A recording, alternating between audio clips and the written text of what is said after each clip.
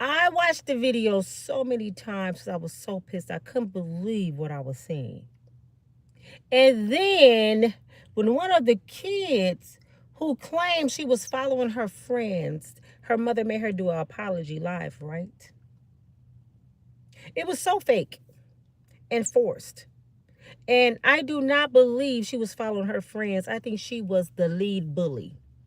You know, I grew up with girls like that. Yeah. I know a bully when I see one. She wasn't following them, they were following her. I don't know if y'all seen the video. A mother was walking down the street in Chicago with her two kids. This woman is pregnant. And come to find out, she has sickle cells. So this is a pregnant woman walking with her children. And she's protecting her son. Couldn't be no more than 7. They were bullying him, I guess. Then one of the kids who have a phone that shouldn't have a damn phone was video recording the lady ankles, calling them rusty, putting them all on social media, whatever they were doing, talking about, signifying on this grown woman. She's still walking, and she turned around pretty much saying, leave us alone, leave us alone. These kids are 6th, 7th, and 8th graders. Black kids. She gets up against the fence. Her baby, y'all. Her little boy, couldn't be no more than 6, 7, 8, something like that. He covered his mom's belly. And he put his head like, don't touch my mom. They grab him by the hood, start beating him into a pulp, and jump the mother. And then she had a 3-year-old little baby. They grabbed the little baby here and threw her to the ground. And they stumped the boy and the mother out. Kids. Heathens. And the mother had the audacity of one of the heathens to get on TV and make her apologize. And before she did, y'all remember this a kid. You did you know that was a kid? I just want to ask the mama. You want us to remember as a kid, but her ass didn't know she was a kid. She was doing grown-up shit. But now that she got caught and the whole world is against her, she's a kid. You guys be careful. Why we got to be careful what we say? But she wasn't careful jumping on a grown-ass woman. You know what I'm saying? Now, first of all, the only video you should have made, mama, was whooping her ass. You shouldn't have never made a video. Because what you want us to say, oh, baby, we forgive you. No, you should have made a video beating her ass. I seen a father do it a couple times. Ted tore his son up. Let us see you discipline her ass. She don't get disciplined. I could tell her mother talking. I don't know about the other kids, but I know about this one. This one got family. Evidently, she don't fear you. She don't fear you. She don't fear God. She don't fear authority, and she don't respect her elders. So what are you teaching her, mama, besides putting iPhone 36s in her hands and probably Jordans on her feet? Don't nobody care financially what you do for your child. What you doing mentally? What are you teaching them? It's a damn shame our black children all over national TV for beating up a black woman that's pregnant. Every last one of them heathens need to go to jail. I say charge them as an adult. Y'all probably think I'm crazy. No, charge their ass. That's a felony. I don't give a damn. They only 8th grade. In 8th grade, you know better. You know better. We ain't saying they only 8. 8th graders is a teenager, preteen, 13, at the least 13 or 15, ain't up in there. You know better. I am 56 years old. My mama died in 09. My dad died in 07. Do you know I'm still scared of them? I am still scared of my parents, and they've been gone almost 20 years. I'm still scared. It's stuff I would do and catch myself and be like, oh, shoot. Thought my mama was around. It's stuff that she installed in me that I will not do. Like disrespect my elders. I had to apologize to Miss Marjorie. Because she said something some months back. It was something going on my channel. And I got to remind y'all, and I had to remind myself, I don't respected her. And this lady like 70-some years old. When she told me recently who me, and she was like, do you know who I am? And I'm like, no, ma'am. She said, because I seen her on, I think, Facebook. I said, no, ma'am. She said, you cussed me out. You called me a trick. I said, I did? Do y'all know I cried? I had to repent. I said, Miss Margie, oh my God, don't tell me I cussed you out. So I have to watch my mouth because I don't know who I'm talking to. When I be saying little stuff to y'all, I don't know how old you are. But I would have never said that to my elder. I felt so bad. I asked God to forgive me because I don't want to curse my life, disrespecting my elders. I am 56 and still say, yes, ma'am. No, sir. Yes, sir. No. And I wish one of my kids, I have to check my daughter sometimes. She had called one of my friends by their first name. I'm like, what'd you just say? Oh, I mean, Mr. Such and Such. No, you not. No. You're not fit to disrespect people around me. That's why one thing I know about my children, I know each one of my kids.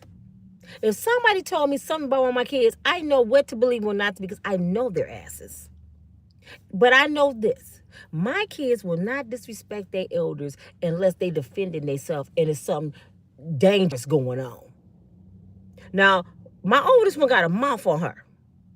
You know, both my daughters, they got mouths on them. They might say, whatever, I ain't hearing that or something, but just cussing somebody out that's their elder, hitting somebody, they're not going to do it. Not mine. My kids ain't even coming in your house and have a seat until they invited to a seat. My kids not walking through your house. They're not going in your refrigerator. They're not touching nothing. I know my children because that's how I raised them. Do you understand me? That's how I raised them. Now, the kids they're raising, I don't know. I don't know how they raising theirs, but I know how I raised mine. So if somebody said, your daughter came in one of my refrigerators, I'm like, it wasn't my daughter.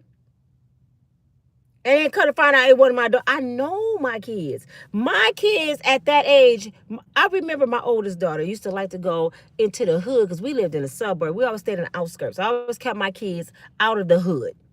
She had a number of friends in the hood.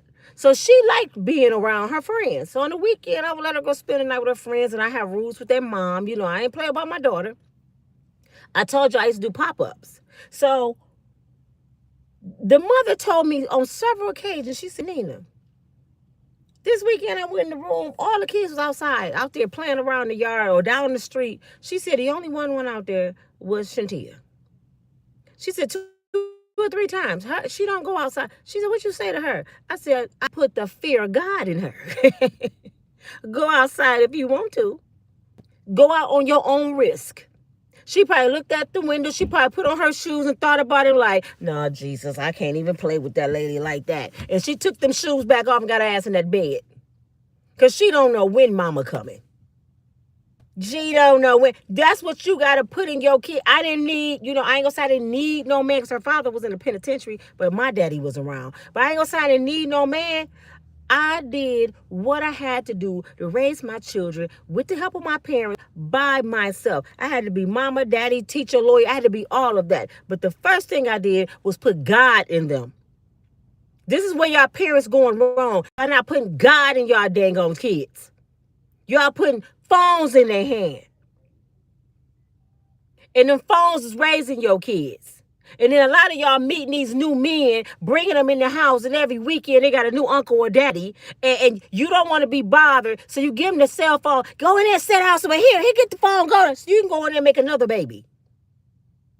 A lot of these kids are rebelling because they don't have the love they supposed to have in the household. Mama don't give a damn. They a paycheck. They a Section 8 voucher. They a food stamp card. That's all them kids are to these mothers. Y'all care more about a penis than your child. Because you know if you ain't raising them kids, them kids out there what they did, and I watched them. They were using profanity. They stomping around like they grown as hell. They seen that. That's a learned behavior. So that means either you doing it, mama, or you got your kids around somebody that's doing it, or you letting them watch the wrong shit on TV. But you can't tell me you ain't never had a problem with none of them kids. No, they can't tell me. Them mothers cannot sit there and tell me this was the first time you had a problem with that child. I bet that little girl that apologized, I bet she didn't cuss teachers out. I bet she been kicked out of school. I bet she fight other kids. She's a bully. And the mother said she didn't complain several times to the school, and the school didn't do nothing. They was wondering why all the parents was outside the school yelling, shut this B down. Well, they shouldn't have said that, but they did. Because the school didn't give a damn. You know why? Because teachers not teachers no more. I'm going to tell the truth about y'all asses too. Teachers be wanting all this credit. These kids bad. Y'all asses not teachers. Y'all in there for a paycheck. Y'all ain't teaching these kids shit. They took books out of the public school. What the hell are they learning? I don't even see kids carrying backpacks no more. And if it is, it's a bunch of makeup, iPhone 36s, headphones, some Jordans. Ain't no books up in the damn backpack. And then they want us to help them with their homework. Well, they don't even have homework no more. Them days over. Kids don't even have homework no more. And I'm so tired of these weak-ass teachers. All y'all do is cry. I don't know what to do. These kids disrespectful. What? When I went to school, Mr. Joseph, Miss Copeland, Mr. Chamberlain, man, them people was crazy.